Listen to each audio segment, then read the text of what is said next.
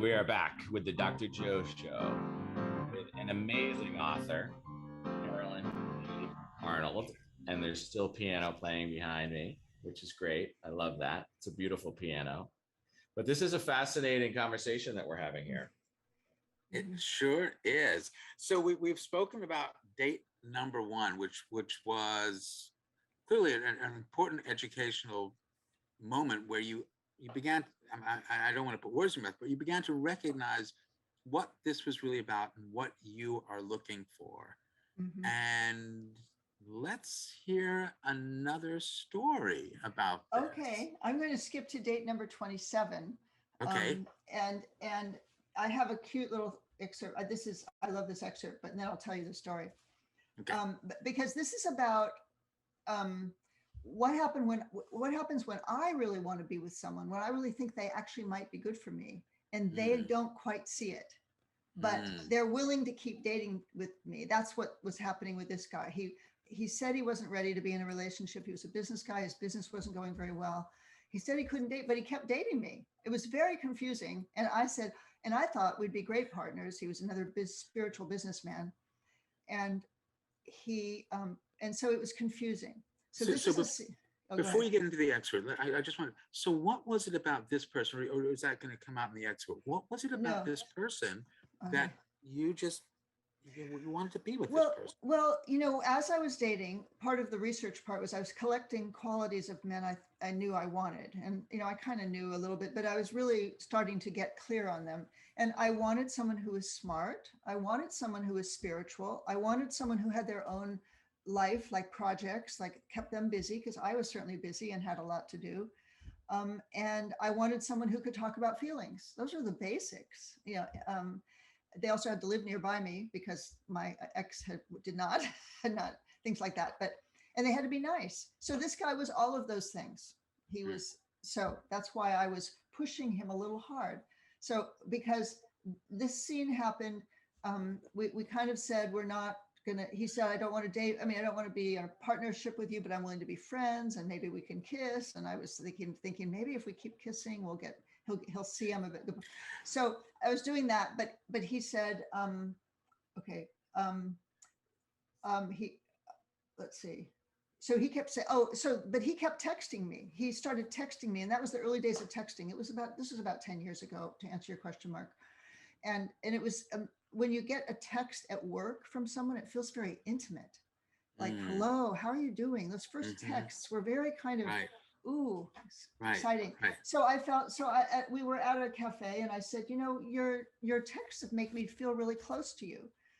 And he said, yeah, I have been feeling that way. I said, well, I'm feeling really close to you, and I'm really would like you to, I'm feeling close. So here's the scene. So I want to hear the answer, but sorry, I'm sorry. One more contextual thing. Yeah. So between date 1 and 27, how much time are we looking at? I think this was probably about a year later. Okay, great. Let's go. Because the whole thing took 2.5 years. Okay, date 27. Okay. So I must have said something like, I'm attracted, you seem to be very, very attracted to me because you keep sending me all these intimate texts. And he said, I am very attracted to you. He said, I just don't think I can be the partner you want. Really? I said, trying to take that in. You're the first person I've dated whom I'm seriously considered as a partner. You don't have to be ready to be one. I just want to get to know you with the possibility of being partners in mind. You're the main scene for me. I don't even have a scene, he said. That's it. It's a great vignette.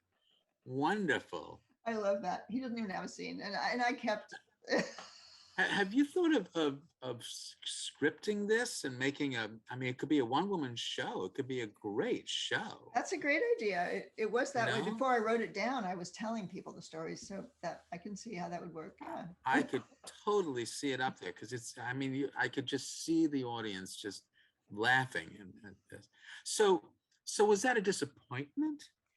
Yeah, actually, this is one of the more painful dates that I had because he said he didn't want to date. He actually said he didn't want to touch very much, but he was both dating me and touching me. So I assumed he was overriding what his own instincts, I think. But I let him do that, and I kept it. It gave me hope, and so it raised my expectations that he would stay. And so after a little bit of this, he cut it off abruptly. He said, "I said I can't be a partner or a lover to you. I can't." And I said, "But you were." And he said, "No, I can't." He just, and so it was very abrupt, and it hurt because I had played into my expectations, and yeah, it was the least clear of the dates, and thus the most painful. Yeah. Why do you think that is? Because it was the least clear. Why then the most painful? Well, I think because as I said, he was one of the first people that I really had great hopes for. There had been some other men that were potential, but early on they had said, "No, I don't think we're a match, and I can't keep dating you," early on. But this guy kept seeing me, and so it got my hopes up. And the whole point of the dating project, I thought, was to protect myself. Really, it was a lot of protecting my heart from getting disappointed and hurt, and it didn't protect me from everything. And I just had to accept that I was very sad and let down, and I had invested some feelings in this. Luckily, I had a support group of friends, including my ex, who I could call or write, and people rallied around me and said, "Oh, he wasn't right for you," things like that. So did that jade dates 28, 29, 30? Were you more reserved? And No, I do feel lucky that I have a resilient heart, and she gets hurt, and I think of her as a character because I talk to her when she gets hurt, but she gets bruised and hurt, but then I comfort her, and we keep going, and she opens up again. So I feel lucky in that I can do that. I mean, I learned a lot of optimism and from my parents, and looking on the sunny side and things like that. And so I kept, what I did was I got hopeful. I just got hopeful. And that's where I returned to the project. Like, oh, that was only date 27. I've got almost half the ones to go now. And there's always the next one always brings some hope. That the next one will always be better. It's a contradiction, or you're holding both things at the same time, and that I have hope for the next date, but there's also less weight on the next date because I know that there will be others. So that's how I protected my heart. So how does it end? Well, I found my partner. Within one of those dates, and I can't. It might be a secret which number he is. Yes. But yeah. Yeah, let's keep it a secret for right now. And this book, let's just give people a little bit of background. So people can go. Do you have a website where people can pre-order the book? Yes, okay. My website is my full name, carolynleearnold.com. I think you have to do the HTTPS whatever, or www. carolynleearnold.com, and there is one of the pages is places to order, and it includes several independent bookstores and ways you can get to your own independent bookstore to order it, as well as Amazon, Barnes & Noble, and iBooks. So wherever you want to order, you can do it from my website, through my website. That's very nice. And so if you're in a certain area, you could actually ask your local bookstore to pre-order it for you? Yes, you can. And there's one of the links is Indie Books. You can look up what's the closest independent bookstore to you, and then you can either call them or go and get the book ordered, which I really encourage, because independent bookstores really need our support during this time. It's getting really hard on them, and they're really the ones who are providing the diversity in books right now. So true. And when is the release date? It's November 2nd, which does seem far away now, but it will come up. And so what you can do by pre-ordering, the bookstores will get it for you, I think, by November 2nd. And if it's an ebook, it will be in your e thing. In your e. That day. That's fantastic. Yeah. And you have a blog as well, so people I'm just starting my blog now. Oh yeah, if people go to my website and sign up for my blog, and it's really my blog email, which is really just going to be my blog. It's going to be a lot about dating tips and things I learned along the way on this dating project. And I'm also going to be announcing my book events, what's upcoming, and also the podcast, which I went when we record this. Um, if they do that, if they sign up with their email, I will send them the detailed version of my 10 dating tips. That sounds so That's important a- to have That's dating a tips. that's a freemium offer right there. Yeah. It's a Ooh. freemium, Dr. Joe. I like that. Did you just make that up? Freemium? No, I wish, but no. It's to get the funnel going, Dr. Joe. This pre-release thing, we gotta talk about that with your team. Pre-release, send out a freemium. The rules of the IM. This book is great. So does the Bachelor and Bachelorette have something here with their model TV show? Are you asking me? Yeah, yeah. I'm not sure. I don't watch that show, so I don't. I have never watched it either, but I understand what they do is they have one person in a group of, I think it's 20. So a man with 20 women, and they go through and they see if they're a match. So is there real science to this? Did you dial it into personality traits and such? So I'm so curious about that. Can we add, because we also we are one of those fortunate like bachelorette sort of things in a way, because it's just us and all these sponsors. I mean, it's just really the coolest thing. They all want to date us. And so in that regard, we just let people know about them. So let's take a commercial break. Let our sponsors talk about how wonderful they are, because they are.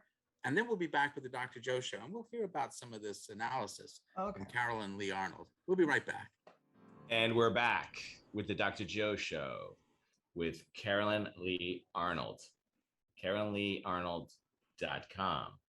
LYNELEE Arnold.com for a pre-order of this fascinating memoir. Thank you, Mark. And it's more than a memoir, right? Because it's really giving real dating tips. Yeah.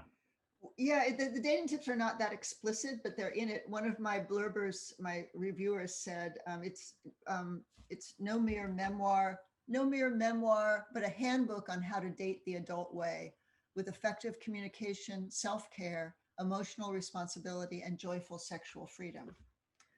So I'm modeling. I feel like I'm modeling how it could be done if one was using really appreciative skills with people. Do you want me to go back to the magical date? Let's do it. Let's hear the magical date. I don't have an excerpt from it, but he invited me to go outside, and it was drizzling, and he led me up this slope, and I was wondering what he was doing, but I had met him on a Sierra Club hike, so we were hikers. I followed him up the slope, and it was this magical hut filled with candles and music, ephemeral music playing. And it was just magical. We were way up above his house. We looked down on his house. It felt like we were in Lord of the Rings and those little houses on the hills. I was entranced. The only problem was I was really trying to like him. I might have taken my appreciative skills overboard on this one, because he was really, I liked him because he was really nice. He was very creative musically and that way, but he was shorter than me. And I was trying to see if I could like someone who was shorter than me. And I knew up until then, I wasn't usually attracted to people who were shorter than me, but I was giving it a try because I liked so many things about him. So this is why it was our fourth date. I was still there, I couldn't get over the fact that he was short. It was just keep getting in my way in terms of my heart reaching open to him. So I think I made the mistake. This is the learning part, maybe, of telling him that. I picked a moment that we were both on the same level. We were both sitting, and I said, George, I really want to be close to you, but something's getting in the way. And he said, what is it? And he said, and I said, I'm used to being with men who are taller, and you're shorter. So I'm just trying to get over that. And he said, why are you telling me that when I can't do anything about it? And of course, and I realized I wasn't that was not a very sensitive thing to say. He had a point. Why was I bringing it up? And what I learned is that there are sensitivities in men and probably in women that that don't need to be said. I mean, I could have said, I don't think we're a match. I really like being with you, but I don't think it's going to work. There's a lot of other nicer ways to say it, many of whom things the other men said, and I said to the other men. So it's just that communication. So you didn't say, I'm sorry, you're coming up short. So, which would have maybe. It's Yeah, cute. Your that's- house reminds me of The Shire, though. That's true. Oh yeah. it does. Right. You're just like a little hobbit, man. So, but it's Yeah. true, isn't it? There's some things that we learn. We learn people are sensitive, and Mhm. that's their I am. That's who they are, Mhm. and there's nothing they can do about it. Mhm. Powerful moment. Mhm. Powerful moment. I also had another one, if you want another anecdote. Yeah. I think it was maybe date 14. I was going out to dinner with someone. It was a blind date. A friend of mine, a male friend of mine, had sent me out with him, and he seemed nice on the phone. But and this is about choice. This is where I didn't exercise my choice because I'm sorry, Carolyn. It just popped in my head because we're talking about a short guy. So now this guy's blind. No, I didn't. I'm sorry. I'm kidding. I'm kidding. Oh, Go okay. ahead. He was actually a healer, and I expected him to be very nice and gentle. But on the way, he picked me up to go to the restaurant, and I said, where are we going? He named this restaurant, and I said, oh, I really don't like that kind of food. Could we go here? And he said, no, we're going here. And I said, oh dear, he seems more rigid, a little rigid. And I said, well, could we talk about it? He said, no. Now, at that point, I had a choice. I mean, I could have said this isn't going to work, but I decided to give him a chance. And we went to the restaurant, which was about 5 miles away from my house. And then in the restaurant, it kind of continued. Like he said, you must have this to eat. I said, I don't really like that. I like this. And it was just, we were really just knocking heads. And to me, he seemed rigid. I guess I probably seemed rigid to him. I suggested maybe he would like the workshops that I used to attend, and he was insulted by that because, it was just, and my choice was, could I have just left? Because by the time we got back to my house, we were a little bit very miffed at each other. It was a bad experience for both of us. It was I could have probably taken an Uber home. There was a girlfriend who lived nearby the restaurant. I could have gone to her house. It's, the thing about, it's a very profound idea that we are at choice every moment, especially in dating or sexual situations. It's really okay to change your mind at any minute.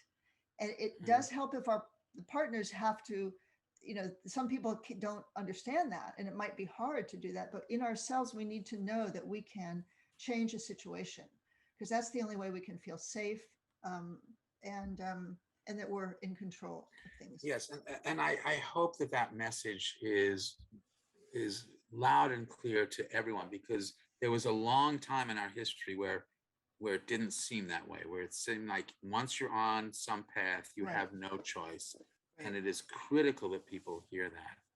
Mhm.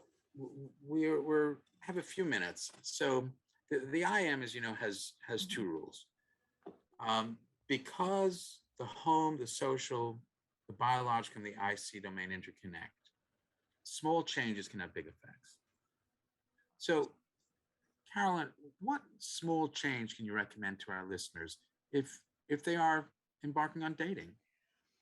Yeah, I have a small change, but it's actually a big change.